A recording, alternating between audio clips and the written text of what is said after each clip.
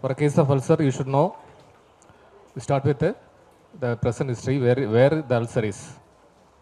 Ulcer can be anywhere. It's the break in the continuity in the epithelium, though it can be a mucous epithelium or normal epithelium. So usually for exam cases, there might be a oral ulcer can be kept. In that case, it will be a carcinomatous ulcer, but otherwise, lower limb ulcer will be kept usually. So, site of the ulcer by history, site of the ulcer, then onset, where it is an acute onset or it's a chronic ulcer. So acute ulcer, it will be mostly a traumatic ulcer. It's the commonest ulcer, traumatic ulcer, or it can be can a varicose ulcer come as acute onset? Usually it don't come, but a bleeding, if a varicose vein it bleeds, then that area there will be a break in epithelium which can become a ulcer. Okay. So acute ulcer, chronic ulcer, usually it is a traumatic ulcer. So other causes for ulcer, it can be mostly a metabolic cause. Usually we see a diabetic ulcer. Other metabolic causes, a gouty ulcer or hyperuricemic ulcer can be other metabolic causes. Then site, then onset, then the pain, associated symptoms. Pain, it can be a painless ulcer or painful ulcer. So examples of for painful ulcer, a traumatic ulcer can be a painful ulcer. A syphilitic ulcer can be painless, and a cancerous ulcer, malignant ulcer, usually it will be painless. Only in the later stage when the nerve is involved, you will get a pain in the ulcer. So what else?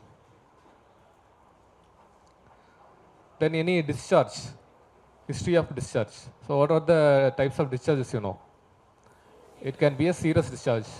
Is seen in normal healing ulcer, the serous discharge will be there. Serosanguinous discharge in tuberculous ulcer. Okay. Then creamy or whitish discharge, staphylococcus infection. Watery discharge, streptococcal infection. So greenish or bluish discharge, pseudomonas. Okay. So these are the various types of discharges you get out. In yellow, you can get a yellow granular discharge in actinomycosis. Okay. So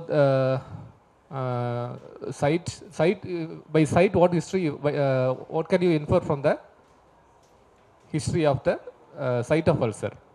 Say ulcer is present in the tibia, pre-tibial area. What can be the causes? Again, the most common is traumatic or the footballer's ulcer. So it will be in the tibia, shin area, because it is the one of the less perfused area. Okay, there is not much subcutaneous tissue is there. So traumatic ulcer are more common in the tibial region. Okay. Then ischemic ulcer, where this is common? Which part is more prone for ischemia? The most distal part, right? So in the tip of the pulp spaces, in the digits, etc., you will get a ischemic ulcer. Venous ulcer, gaitous area. Okay. Neurologic ulcer or tropic ulcer, sole in the head of the first and second metatarsal bones. Okay. So malignant melanoma, etc., you can get it anywhere in the sole, usually. Okay. So these are the things we can infer from the site of the ulcer. So discharge, site, size, then what else? So we'll go to the examination part. Past history is more important because we should ask for some diseases. So what are the diseases you have to ask for? Diabetes. Diabetes is the metabolic cause for a metabolic ulcer. Okay. So diabetes is the one cause. Hypertension. There is some ulcer called Martorell's ulcer. Okay. This Martorell's ulcer are ulcers present on the anterolateral aspects of the leg and the calf region. Okay. So then what is Basin's ulcer? erythrocyanosis frigida. This is a condition in young obese females. What happens in this is the ulcer won't be an acute presentation. Initially there will be formation of nodules. That nodule will contain paired necrosis, and this will become a necrosed ulcer. Also, because of the increased amount of subcutaneous fat, the blood supply is also easily compromised. Okay, so it will present as a non-healing ulcer. Any other disease that will present with a nodule and form ulcer? What? No, that is the direct malignancy. The ulcer from a rheumatoid arthritis. Again, it is in the lower part of the leg. It will present as small nodules. Okay, erythematous nodules which will ulcerate in course of time. Okay, so these are the specific conditions. Then syphilis again. Syphilis, you will have the hot chancre. Okay, with the lymph nodes positive, and in oral in the tongue and the oral mucosa you can get serpentinous ulcer and syphilis. Okay. Again, there are some other conditions like Paget's disease of bone. These Paget's disease of bones are osteitis deformans. Here also again shin. You can many diseases like sickle cell anemia and other causes for other blood dyscariasis can present with ulcer in the bilateral tibia or the leg. Okay, so leg is the more common for disease ulcers with the pre-existent systemic disease. Okay, right. So ischemic ulcer more distally, venous ulcer gaiters area, and metabolic and systemic diseases more in the leg. Okay, right. Then you can associately ask for the other reasons for a leg ulcer. It can be again venous ulcer, history of dilated veins, arterial ulcer. What will you ask? Again, history of intermittent claudication and other things related to that you can ask. Then neurological. What are the examples of neurological ulcer? One is diabetic neuropathy, then leprosy, syphilis. Can it cause? If there is stapes dorsalis, then transmyelitis, syringomelia, leprosy, etc. Okay. So this will they will produce deformities. So there are some ulcers that are associated with the deformity, like talipes equinus deformity, Charcot's joint. So these will produce trophic ulcer. Anything? Do you know anything about tropical ulcer? What's the difference? Tropical ulcer is an ulcer in tropical areas. That's as the name implies. Well, tropical ulcer is a ulcer that comes in pressure points whether there is compromised blood supply. Okay. So tropical ulcer is produced by Bacteroides fusiformis. No, a tropical ulcer. Okay, that's the difference.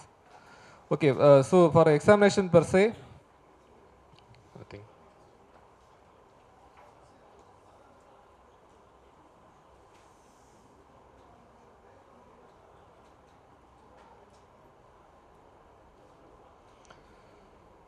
So first you should note the site of the ulcer. Okay, where it is present. Then the surrounding area you have to look for. Any cellulitis, any edema is there. Okay, any dilated veins surrounding there. Then any color changes there. These things on the surrounding area.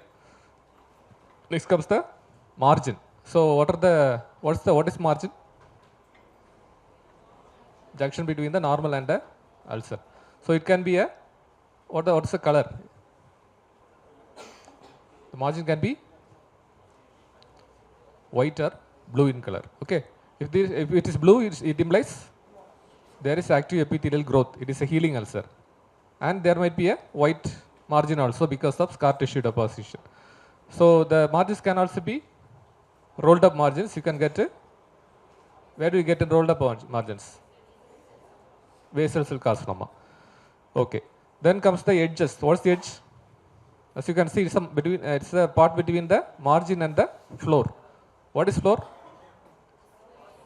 The area, the lowermost area we can see. And what is base? The lowermost area we can feel. Okay. By inspection you say base, by floor, and in palpation you can say about the base. Okay. So edges can be undermined, punched out, sloping, everted.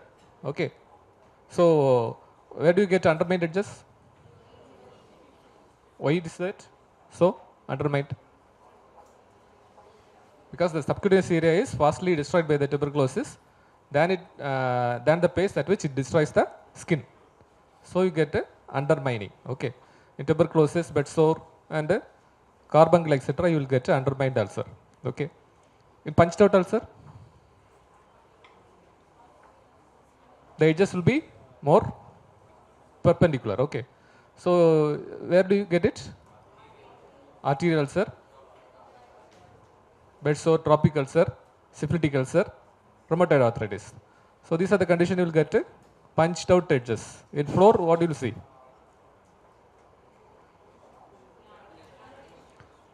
Granulation tissue. Okay. So granulation tissue, what are the types you can see? It can be red, healthy granulation, which will have small nodules. Okay. Why are these nodules there? Because of excess capillary loops in that area. Okay.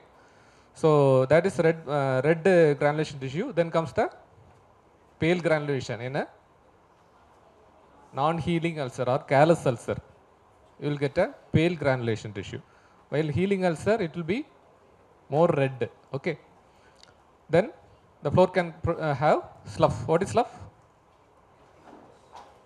The dead tissue. Nothing but the dead tissue. It is slough. Okay. So there are two types of special granulation tissues there. One is apple jelly granulation. In which condition you will get? Tuberculosis. It is brownish or bluish colored. In tuberculosis, you will get apple jelly granulation.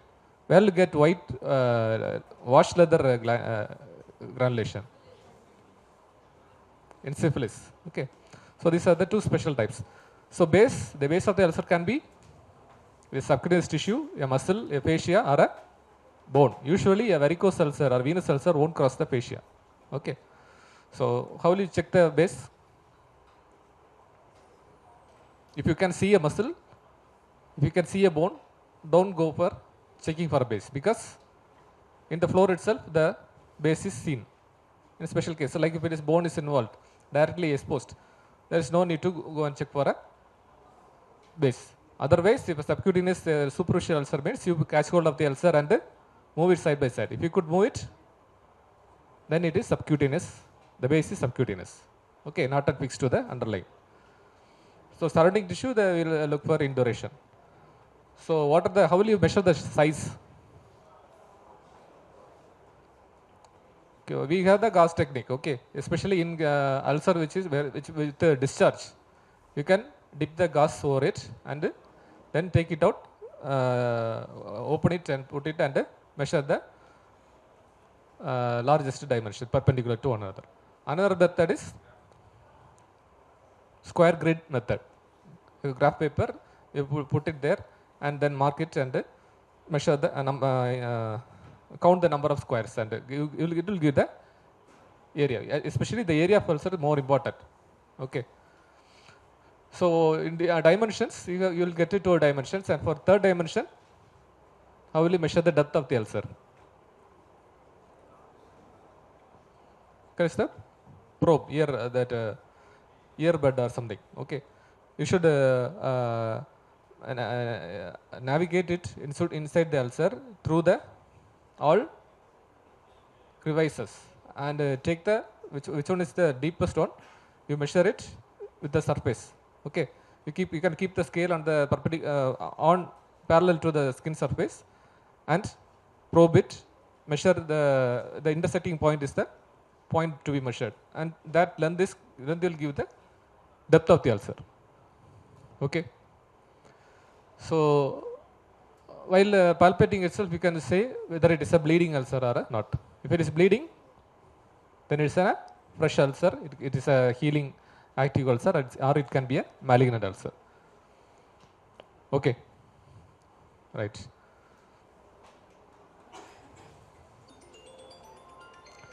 So another thing with the ulcer is you have to check the arteries also. All the peripheral pulses you have to check. Dilated veins, if it is there, you should mention that, because it's a short case. You can't say all the negative points. Just see the positive ones. Okay, don't miss a deformity. Don't miss a absent pulse. Okay.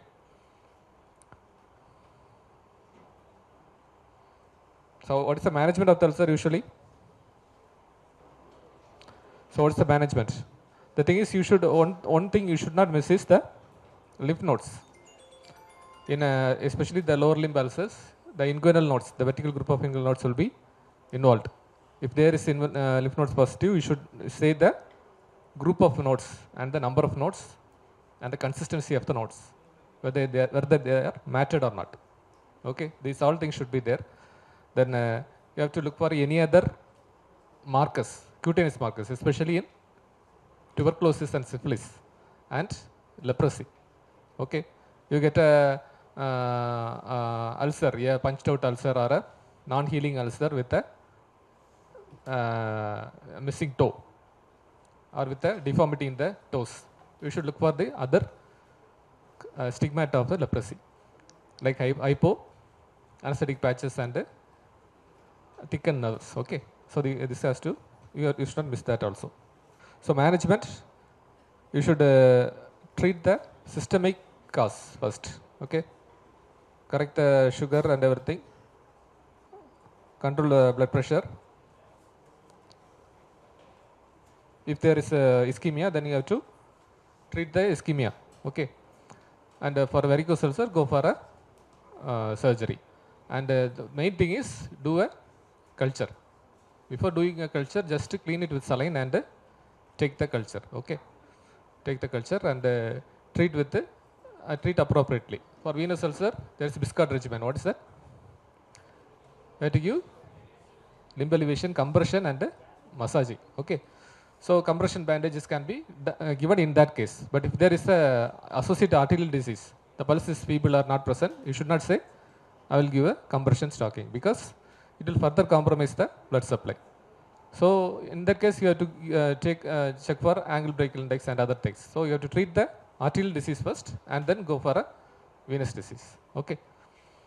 So if there is lump, do debridement. Okay. And classification of ulcer, Wagner's classification, you have to study. Right. Thanks.